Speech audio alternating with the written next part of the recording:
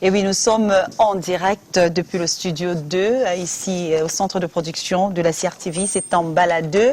Et voilà, on a dit, on va célébrer les papas, ils sont nos héros. C'est très important parce que quand un enfant grandit avec la présence de son père, cet enfant se sent bien, cet enfant se sent un peu plus protégé. Et notre citation ce matin rappelait qu'un papa, c'est pas seulement celui-là qui est présent financièrement. Un papa, c'est celui-là qui donne de son temps, son amour à ses enfants. Et ceux que je vais introduire tout à l'heure ne vont pas me dire le contraire. J'ai monsieur Ondoa Alfred. Bonjour et bienvenue. Bonjour, merci à vous. Et bonne fête à vous. Merci. Comment allez-vous? Parfait. Ok. Et juste à côté, j'ai monsieur Kamsukum Tekam. J'ai un petit problème avec ce nom. J'espère que je n'ai pas écorché votre nom. Oui, c'est pas dans le dictionnaire, donc vous l'avez pas écorché. Moi, j'aime déjà son état d'esprit. Et bonne fête à vous aussi. Bonne fête des pères à vous. Merci. Je vais souhaiter une bonne fête à Monsieur Ondoa et à tous les Drépano, dont je suis aussi pareillement très proche. D'accord. Vous êtes bien installé? On peut démarrer? Voilà. Moi, je vais commencer la première question. La fête des pères, ça vous parle? Parce que vous savez, nous, souvent, il y a ce petit débat, moi, je trouve qu'il n'a peut-être pas sa place. C'est mon avis, hein. Chacun va voir ça comme il comprend. La fête des pères, ça a une importance pour vous? Si oui, sinon, pourquoi? La fête des pères, c'est vrai qu'on n'y a pas été habitué. Hein. On la découvre tout récemment, grâce, il faut le dire, grâce à l'Internet. On découvre la fête des pères et puis ça fait du bien d'être célébré. Oui. Ça fait du bien d'être célébré. Depuis la maternelle, nous connaissons la fête des mères, mais nous ne connaissions pas la fête des pères. Qui passait souvent inaperçu, on doit l'avouer quand même, mais c'est très important de célébrer un père. Monsieur Ondoa Alfred, vous qui êtes Drépano, âgé de 63 ans, c'est vrai qu'on va vous célébrer sous deux casquettes aujourd'hui, parce que c'est d'abord la journée des Drépano, et puis aujourd'hui aussi on célèbre les papas sur la matinée, la CRTV aujourd'hui. Donc, avec vous, hein, on a célébré la journée comment hier, par exemple, la fête des pères? Bon, la fête des pères, nous l'avons fêtée dans le sillage de nos activités de la semaine de la drépanocytose. Voilà, nous avons, dans le cadre de Convergence de drépanocytose, qui est la plateforme nationale des associations de lutte contre la drépanocytose. Donc on était en pleine activité et dans ce sillage, la fête des pères nous a rejoints. Voilà, vous savez, vous êtes pour certains Camerounais comme un mystère parce que des gens se disent avoir un père, parce que vous êtes père de 4 enfants, on doit quand même le souligner, avoir un papa drépano, c'est pas possible, mais pourtant vous êtes là. Oui, c'est... Bon, ça peut sembler quelque chose de mystérieux, mais ce n'est pas aussi mystérieux que ça, puisque je ne suis pas le seul dans cette catégorie. J'ai rencontré des drépanocytaires qui sont mes aînés. Voilà, et je profite d'ailleurs pour lui faire le coucou, soit dit en passant, parce qu'elle est au fin fond du Mbam et Kim là-bas, paysanne, mère de 6 enfants. Et qui est mon aîné à moi. Super. Voilà, et qui est très attaché à ses enfants. On peut avoir son nom? Malheureusement, j'ai perdu sa trace. C'est pas grave. Nous nous sommes retrouvés 2 fois dans le cadre des consultations à l'hôpital central. C'est là où je l'ai découvert, avec un mari fabuleux, qui était très attaché à sa femme. Vraiment, ce monsieur, je l'ai admiré. Donc, pour vous dire que je ne suis pas le seul dans cette situation. Il y a des drépanocytaires aujourd'hui qui se découvrent grâce au fait que nous avons pris l'initiative de nous mettre en exergue. Et c'est comme ça, au fil des jours, des années, on les découvre tapis dans leur coin et ils ont le courage de se faire voir comme nous autres. En tout cas, on a aussi eu un témoignage très fort ce matin de M. Achuekbe depuis la ville de Douala, lui aussi qui est drépano, âgé d'une 50aine d'années, qui a fait un beau message ce matin. Donc on pense à toutes ces personnes, hein, il y a toujours espoir, c'est pas une fatalité, ça peut être compliqué, difficile, mais bon, quand vous voyez notre invité, M. Ondoa Alfred ce matin, c'est pour vous redonner espoir que oui, on peut vivre pleinement sa vie, comme c'est le cas avec vous. Avec votre épouse, ça se passe comment? Ça se passe parfaitement. Parfaitement. J'ai l'habitude de dire que les drépanocytaires souffrent de ce que moi j'ai appelé la drépanophobie. C'est-à-dire ce complexe de préjugés, de stéréotypes, de clichés négatifs, de stigmatisation. Or, nous avons une âme. Et quand l'âme sœur qui vous aborde découvre ce que vous avez au fond de vous, elle s'y attache, elle partage beaucoup de choses avec vous. On va partager cette étape de votre vie tout à l'heure avec vous, mais permettez-moi d'adresser aussi la parole à monsieur Tekam qui est là. Lui, c'est le veuf qu'on a invité ce matin. On célèbre ses papas, on a dit les mamans solo tout à l'heure. On peut aussi avoir des papas solo et qui sont simplement extraordinaires. Vous imaginez quand le papa doit jouer le rôle de la mère et du papa en même temps, ben, je crois qu'il devient une mère pour le XXX là. Monsieur Tekam, vous avez perdu votre épouse en 2015. Oui, je perds ma compagne en 2016. Ouais. Ouais. Et la vie devient compliquée avec les enfants. Ça, on doit dire que vous devez jouer le rôle du père et de la mère en même temps. Ça a été comment pour vous? Oui, c'est pas évident, parce que vous devez être à la fois le père et la mère. Vous devez être à la fois. C'est la même personne qui doit être dure ici, c'est la même personne qui doit être souple de l'autre côté. Ouais. Donc c'est pas toujours évident de pouvoir être les deux faces d'une même pièce. Pourtant, il faut pouvoir le faire et il faut surtout, ce qui est de plus difficile, c'est redonner de la confiance à l'enfant. À l'enfant. C'est ça qui est le plus difficile. Parce que le vide, soyons clairs, vous n'allez jamais le combler. Vous n'allez jamais le combler, mais il faut pouvoir redonner confiance à l'enfant, lui expliquer qu'il y en a qui marchent bien avec un pied et une béquille. Bon, j'essaierai d'être la béquille. Donc, le deuxième pied, c'est toi. Et puis, c'est un défi. D'accord. Il y en a qui n'ont carrément pas de parents, mais qui vivent. Donc, toi, tu as encore la chance d'avoir au moins un parent qui peut prendre soin de toi. Bon, en tant que papa, ça vous a changé comment? Vous êtes devenu un meilleur, je mets entre guillemets, à votre avis, un meilleur papa depuis cet incident? Vous n'avez pas le choix. Vous n'avez pas le choix parce que lorsque vous sentez que votre enfant est entre guillemets handicapé par le départ de sa maman, vous devez être meilleur. Vous avez toujours à cœur qu'il ne ressente pas l'absence de sa maman. Ah oui. C'est pour ça, par exemple, que là où les mamans sont avec les enfants, vous vous retrouvez à être avec votre enfant. Vous savez, dans la sociologie camerounaise, les enfants vont à l'hôpital avec la maman. Mais quand on vous voit à l'hôpital, hospitalisé avec votre enfant, on vous dit, mais où est sa mère? Mais il y a des femmes qui ont de la chance. Je dis, bon, elle a de la chance parce qu'elle se repose éternellement. Bon, mais les gens qui ne comprennent pas. Les gens comprennent pas, les gens ne comprennent pas.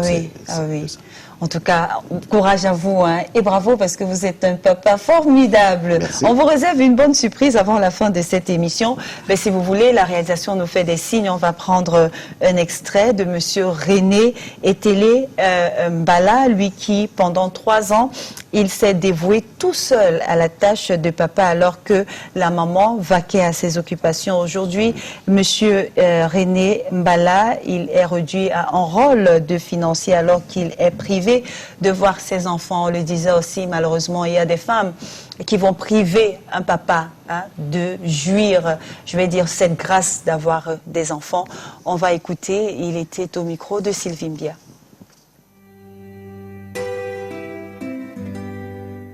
En tant que père, j'espérais avoir un coup de fil de l'une de mes filles aujourd'hui.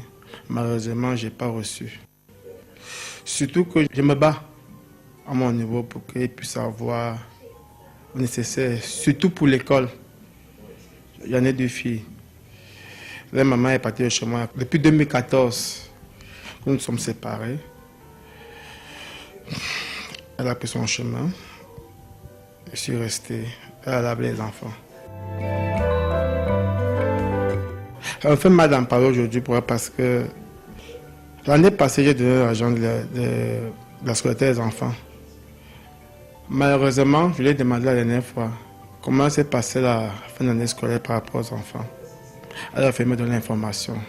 Les enfants ont réussi. Alors, les enfants, aucune information. Mais vous voyez que cette année, je paie encore la scolarité des enfants. Je ne sais vraiment pas quoi faire. Je suis dépassé. Les enfants, je n'arrive pas à les voir. J'ai essayé de demander le numéro de téléphone de sa maman pour essayer de discuter avec elle, pour essayer de prendre les enfants. Elle n'a jamais voulu me donner le numéro de téléphone. Ça me révolte un peu pour elle parce que quand je pense que cette fille et moi, quand nous avons vécu pendant pratiquement 6 ans. Ma deuxième fille avait environ 8 mois.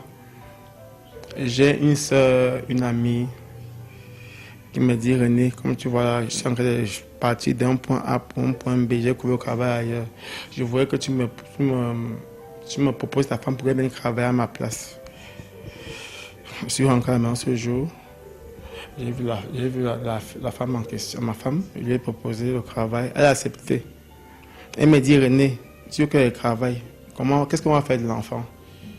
Je lui ai fait comprendre en disant ceci. C'est notre enfant à nous deux. Moi en tant que père, toi en tant que mère. Si moi je peux te donner un coup de main pour prendre soin de l'enfant, pour moi ça serait une très bonne chose. Et mon problème c'est qu'il faut que tu t'épanouisses, que tu sois à l'aise. Moi je vais m'occuper de l'enfant. Elle a commencé au travail. Pendant 3 ans, j'ai porté mon enfant au dos tous les matins, tous les soirs.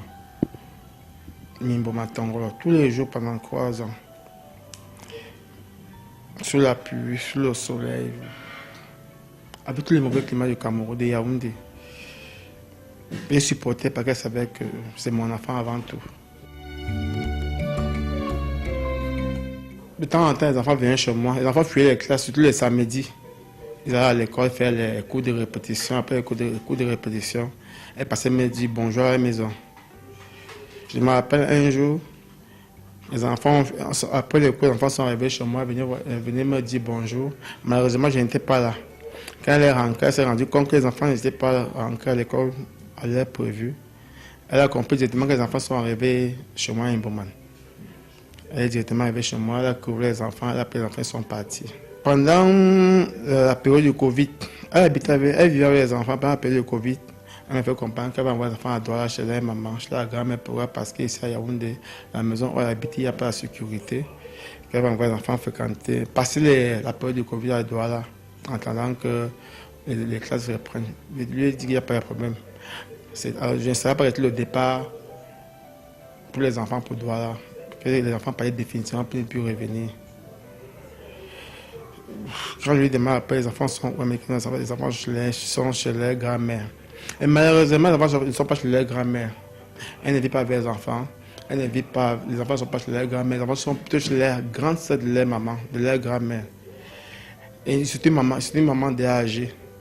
Je ne sais pas dans quelles conditions les enfants vivent là-bas. Parce que c'est une grand-mère. Elle est vraiment déjà âgée, elle ne peut pas s'occuper des enfants. Je me peux savoir pourquoi prendre les enfants chez moi.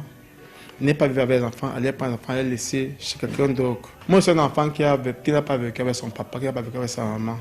Dans ma vie, j'avais eu espoir que mes enfants ne pourront pas vivre les conditions difficiles à laquelle j'ai vécu. Je me disais qu'avec ma femme et moi, on pourra donner à nos enfants ce que nous n'avons pas pu avoir. Malheureusement, j'ai échoué sur ce plan-là. J'ai l'impression que mes enfants sont en train de prendre le chemin que j'ai emprunté. Et pour moi, c'est un gros échec. Sincèrement, je ne voulais pas que comme ça arrive. Mais malheureusement, je n'ai pas rien. Le numéro des enfants, je ne peux pas appeler. Je n'ai pas de numéro de téléphone. Normalement, donne-moi le résultat des enfants, elle ne veut pas me donner. Mais il va falloir qu'en septembre, je puisse envoyer à l'école l'agent de sécurité des enfants. Je ne sais vraiment plus, je n'ai plus de volonté. Vraiment, je n'envoie plus l'argent parce que ce sont mes enfants. J'envoie maintenant parce que c'est. J'ai l'impression que c'est une obligation. Une obligation morale avec les enfants. J'ai l'impression que demain, après de mes enfants, me demandent que papa, tu faisais quoi pour nous? Maman, qui tu n'as pas payé l'école. Je m'accroche dessus. Et ce qui est marrant, c'est qu'avec les mamans, nous sommes contents chaque jour. Chaque jour, on cause environ 40 minutes par jour. Mais au moment que je parle des enfants, l'ambiance change, le climat change, son ton change. Elle ne veut pas en parler. Donc sincèrement, je suis très triste. La dernière fois que j'ai vu les enfants, c'est pas au décès de ma mère, tante Mélanie, qu'elle m'a donné les enfants pour faire le deuil. Après l'enterrement, elle est venue prendre les enfants, ils sont repartis. Et on sait un peu quoi faire.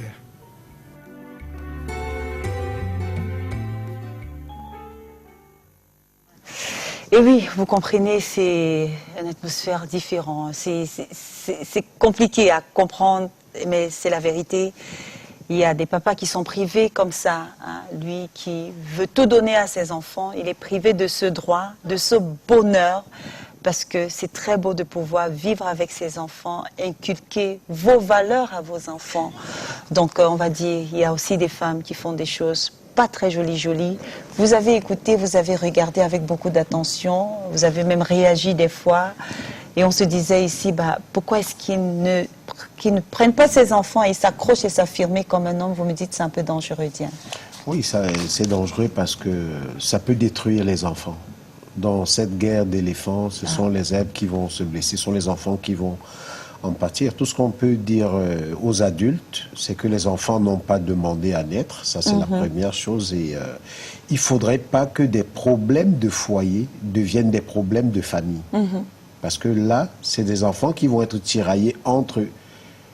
Si on va voir papa, on a trahi maman. Si on fait, donc c'est extrêmement difficile pour les enfants et c'est destructeur. Donc, de part et d'autre, on est en train de détruire les enfants. Monsieur Ondoa, du haut de vos 63 ans, quand même une maturité, vous pouvez donner un conseil. Ces femmes aujourd'hui, ces filles qui vont avoir des enfants avec un monsieur, utilisent ça comme un chantage pour punir l'homme. Vous dire non, vous n'avez pas droit à voir votre enfant, et même quand il fait tout pour cet enfant surtout. Tout à fait. Là, on est dans une forme de conflictualité intrafamiliale et même interpersonnelle. C'est-à-dire que la femme veut régler les comptes à son mari ou bien à son compagnon par le biais des enfants. À ce moment, les enfants sont comme des filets sur un terrain de tennis. Voilà. Donc, c'est quelque chose que beaucoup de gens n'arrivent pas sérieusement à appréhender, surtout du côté des femmes. Voilà. On n'instrumentalise pas les enfants. Les enfants doivent être en dehors de cette conflictualité. Et donc, faire en sorte que ces enfants soient protégés de ce traumatisme. Voilà. Le monsieur a témoigné, il est très proche de ses enfants. Très proche. Il est prêt à sacrifier tout ce qu'il a pour ses enfants. Mais pourquoi cette femme n'arrive pas à comprendre que ce monsieur travaille même pour elle? Parce qu'en fin de compte, lorsque ses enfants auront grandi plus tard, ils se rapprocheront plus de leur maman. C'est ce que l'expérience prouve. Donc cette femme n'a pas de raison de développer cette instrumentalisation pour régler les comptes à son compagnon. D'accord. Voilà. Mais quel papa est-ce qu'on doit célébrer aujourd'hui? On va quand même se poser cette question parce qu'on a dit, ok, on célèbre les mamans. Oui, on doit célébrer les papas. Et tous les papas qu'on va célébrer parce qu'on sait aussi qu'on le veuille ou pas. Il y a certains qui ne sont pas très gentils. Certains, on les a taxés de donneurs de... Ils vont simplement laisser ça et fuir et partir. Est-ce qu'on va célébrer aussi ces papas?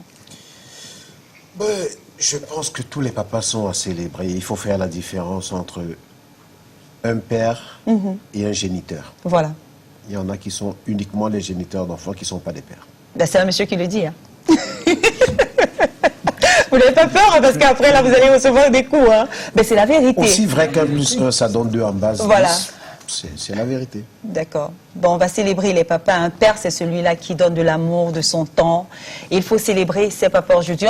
On a dit qu'on devait quand même avoir le privilège, l'honneur et la joie de partager votre expérience avec votre épouse. Parce que, qu'on le veuille ou pas, il y a ces stigmatisations. C'est vrai qu'avec la sensibilisation, un jour pareil, on va dire non, ce sont des personnes comme nous.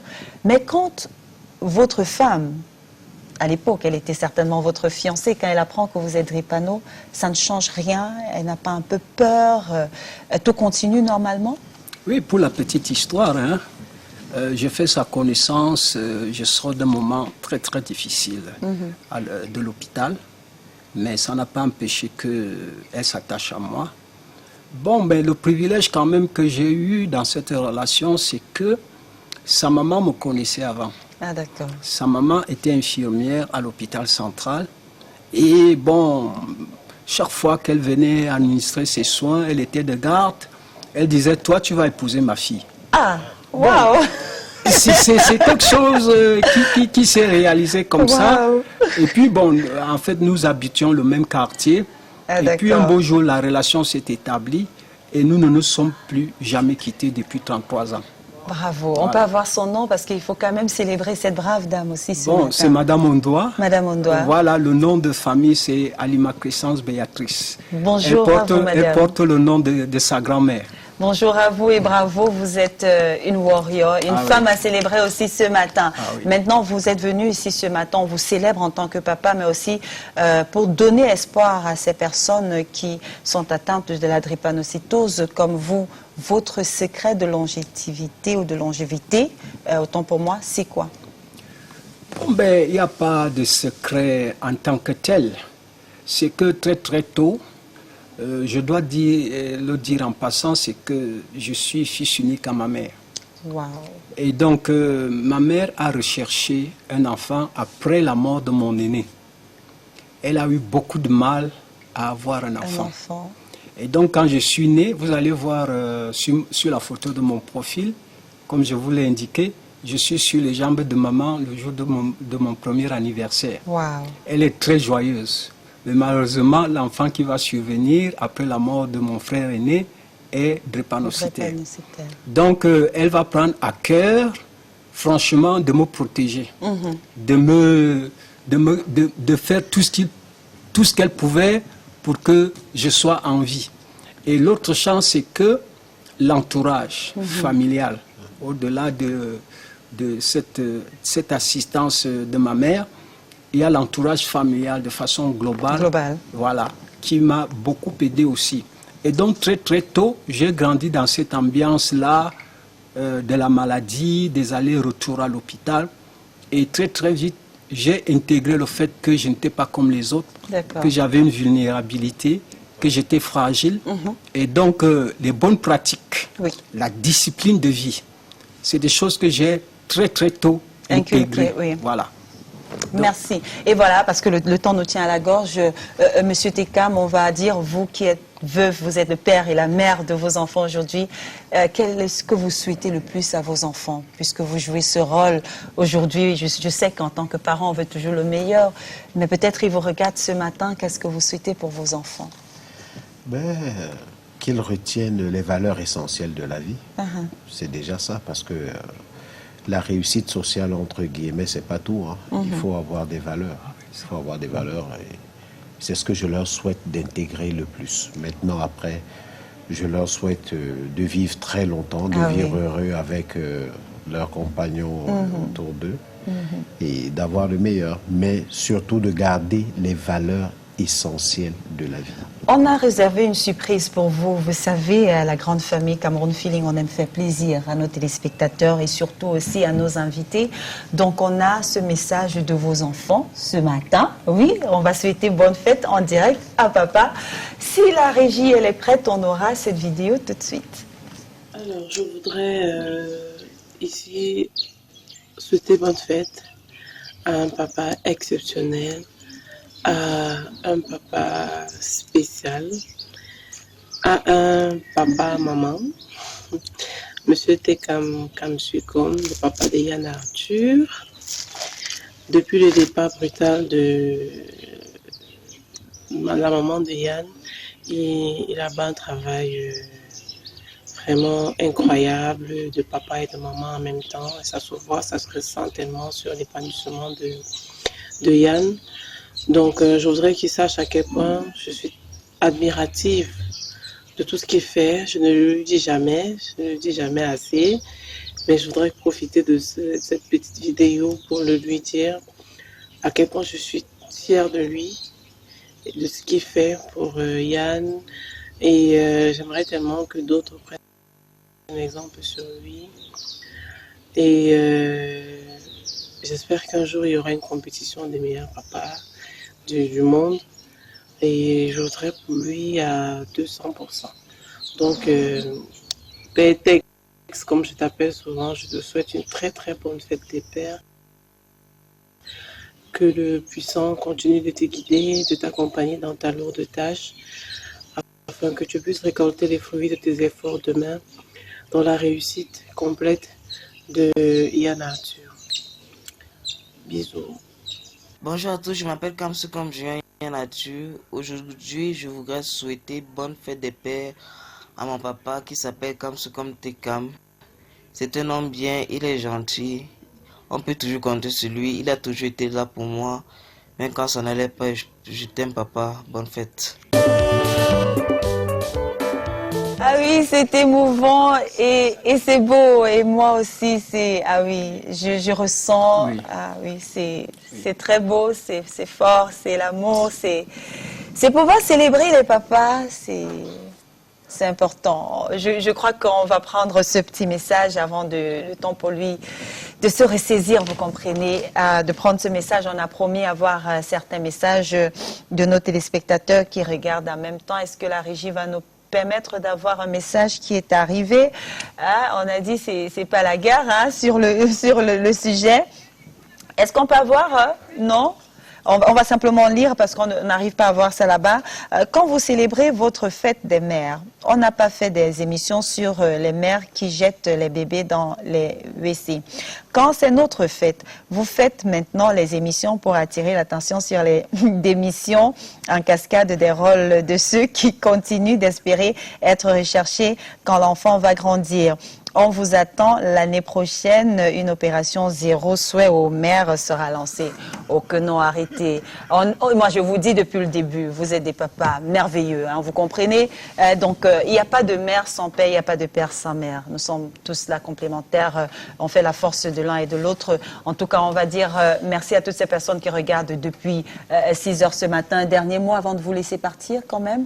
Oui, un dernier mot. Bon, ben, je souhaite bonne journée et bon courage à ma fille aînée qui est à Douala, Namakou Ndouagnès. Je pense beaucoup à elle et à son fiancé, Monsieur Manga Blaise, et à leur petite fille, Reine Manga, qui est là. Je leur souhaite une bonne journée et beaucoup de courage. Merci et beaucoup de courage à vous aussi. Moi, vous savez, j'aime toujours être un peu intime avec nos invités. Père Tex. Moi, j'ai appris, c'est comme ça on vous appelle. Père Tex. Père Tex. Voilà. Après ce message. Ben, je suis ému, je ne m'attendais pas à ça et c'est... Vous êtes un bon papa. En Merci. tout cas, bravo d'être un bon papa et bonne fête à tous les papas. Nous vous aimons très fort. Pour conclure cette émission, ça sera avec une compile comme ça de ces papas que nous célébrons, la grande famille Cameroun Feeling. Nous vous aimons tous. Hein. Vous êtes simplement formidables. On se donne rendez-vous mercredi lorsqu'il sera 6 heures. Et voici nos papas dans la grande famille Cameroun Feeling que nous célébrons ce matin.